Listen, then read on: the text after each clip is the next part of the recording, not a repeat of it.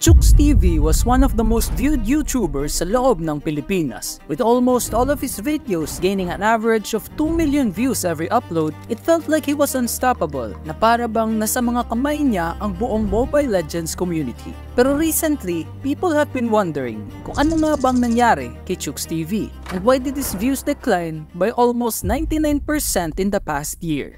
Hi, ako si AC, at sa videong ito tatalakayin natin kung ano ang nangyari kay Chooks TV and how he lost around 99% of his viewers.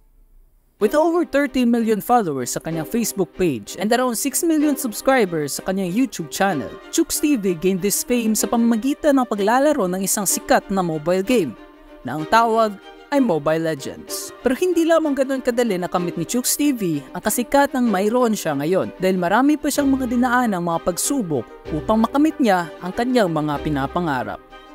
Si Edgar Dumali o mas kilala sa pangalan na Chooks TV ay lumaki sa hirap, kaya ito ang naging dahilan sa pagpupursige niya sa pag-aaral. Ngunit nang dumating na siya sa kolehiyo ay parang biglang nawala ang kanyang pagsusumikap dahil si Edgar ay nalulung sa mga online games. Kaya para makasurvive sila sa pang-araw-araw, naghanap si Edgar ng iba't ibang mga trabaho para magkaroon sila ng pera, even auditioning sa Pilipinas Got Talent hoping na mapanalunan nila ang premyo nito. At sa wakas, dumating na din ang araw na pinakahihintay ni Edgar dahil makalipas lamang ang 1 taon pagkatapos ng video na ito, nadiskubre niyang laro na magpapabago sa kanyang buhay. Sumikat siya sa pamamagitan ng pag-livestream sa Facebook habang naglalaro ng Mobile Legends at sa paggamit ng voice filter para pataasin ang pitch ng kanyang boses, making it sound na parang bata ang kanyang boses. And people love this. Pupukin na mo! Men! Puta na! Balik ka dito! Baktak mo na! Thank you Kuya Chooks for saving me from sadness. I don't understand but he's making me laugh. Daming tawa ko sa iyo, Lods. Galing talaga mag-Aldous. At sa mga sumusunod na mga taon, napanatili ni Chooks ang pagpapaaliw sa kanyang mga audience, gaining around 1 to 2 million views every upload. Kaya ayoko ng ganun! Lagi naman to. Sungit na, pangit pa. Ngayon, nakakapag-focus tayo. At nang dahil din sa kasikatang ito, nakapagpatayo na siya ng sarili niyang bahay at sariling negosyo na ang pangalan ay Let Chooks. And everything was going well for him dahil mayroon na sa kanya ang lahat ng pinapangarap ng maraming mga tao. Pera, kasikatan, sariling bahay at sariling negosyo. Uulitin ko ulit, maraming salamat sa inyo dahil ito na po yung naging main source ng kinakain ng pamilya ko. Salamat po sa inyo lahat. Kaya maraming mga tao ang nagtataka kung ano nga bang nangyari kay Chooks at bakit pong unti-unti nang bumababa ang mga taong nanonood sa kanya. Sa mga taong 2018 hanggang sa taong 2021, ang Mobile Legends ay isa sa mga pinakasikat na mobile games sa loob ng Pilipinas. Pero sa nakalipas na mga taon, makikita natin na paunti-unti nang lumiliit ang mga taong naglalaro nito. Kaya nagresulta din ng pagbaba ng mga taong nanonood ng mga Mobile Legends contents sa YouTube. But what stands out the most is bakit nga ba yung ibang mga channels umaabot pa rin ng tig 200,000 views ang videos nila, gaya ng kay Elgin na umaabot pa rin ng mahigit 100,000 views, kaya naman kay Letuzwa na umaabot din ng 100,000 views per video. And might I remind you na hindi din ganoon kalaki ang subscriber count nila tulad kay Chooks TV. So ano nga bang nangyari? Many people lost interest sa larong Mobile Legends, kaya nagresulta ng pagbaba ng kanilang mga views. At nang dahil bumaba nga ang mga taong nanonood kay Chooks, in order to maintain the revenue na pumapasok sa kanya, he decided to shift his content and he stopped uploading Mobile Legends content sa kanyang Facebook page at nag-focus ito sa paglalaro at pag-promote ng sugal.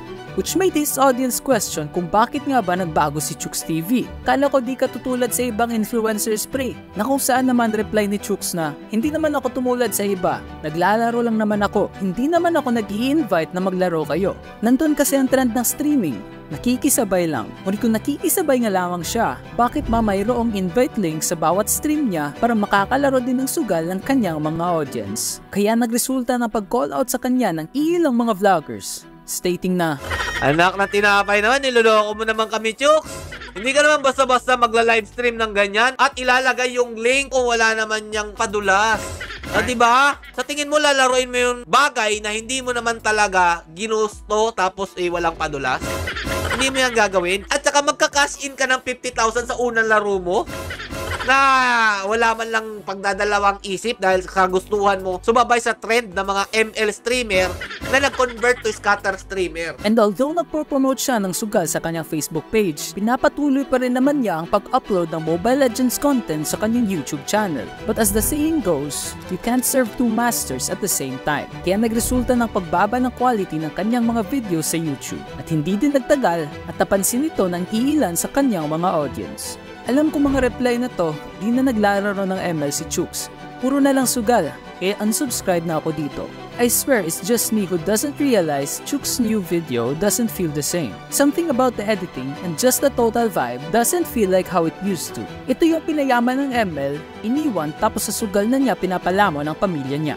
Dati, kung naaalala mo, sinabi mo ito. Maraming salamat sa iyong mga suporta, mga followers ko na hindi ko inakala na magkakaroon ako ng ganito karaming followers. Sabi mo yan, pre. Sabi mo pa dun, iingatan ko. Kung ano man yung binigay niyong tiwala sa akin, naalala mo yun, pre? Nung hindi ka pa ganyan kasikat, naiiyak-iyak ka pa nga nun dahil nga binigyan ka ng ganyan ng ating nasa itaas. Pero bakit ganito ngayon, pre? Nagbago ang ihip ng hangin, pre, porket medyo, sikat na. Marami ng pera, may bahay, lupa, at may mga magagandang nasasakyan, may negosyo. Kulang pa, pre?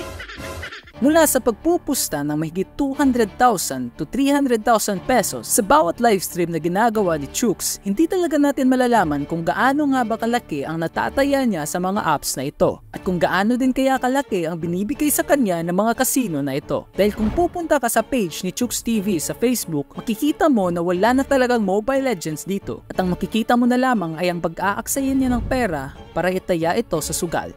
Even betting around 700,000 pesos na bigla niyang naubos sa loob lamang ng ilang mga oras. Bigay mo please, bigay mo. Hindi din natin alam kung ang perang ginagamit niya sa mga larong ito ay kanyang sariling pera ba o pera na pinapagamit lamang sa kanya ng mga sites na ito. And although he is giving away lots of things para sa kanyang mga audience, gaya ng pera at motor, Hindi ko talaga inaasahan, pre. So yun, congrats ulit, pre. Ayan, deserving naman manalo eh. Ayan. So ayan mga pre, kita nyo pala no, meron silang pick up, sana all. Pero alam nyo, pinarinta ko yan sa kanila. So ako na nag-provide ng pick up para makuha nila dito sa Coronadal City. Kasi taga-Kidapawan sila. It will never change the fact na kahit marami nga siyang mga taong natulungan, mas marami namang mga buhay ang nasira dahil sa pagkakalulong nito sa sugal. Pero in the end, we really can't blame Chooks sa mga choices na kanyang pinili. Dahil ginagawa lamang niya ito para magkaroon ng pera para buhayin ang kanyang pamilya.